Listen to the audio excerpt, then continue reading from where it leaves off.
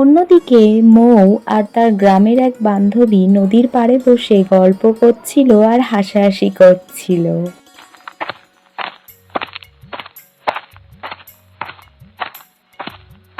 মৌ, তুমি এইখানে বসে গল্প করছো আর আমি তোমাকে চারিদিকে খুঁজে বেড়াচ্ছি। চলো, বাড়িতে চলো। তুমি আমার পেছন পেছন ঠিক চলে আসলে। আজকে না তোমার একটা চ্যালেঞ্জ ছিল, আমার মুখ দেখতে পারবে না আর আমার সাথে কথাও বলবে না। সেটা তুমি মানতে পারলে না। তোমাকে নিয়ে যে কি করি। আরে বান্ধবী, তুই কি বলছিস? কিসের চ্যালেঞ্জ আজকে ছিল তোদের? সেটা ভেঙে দিল দাদা।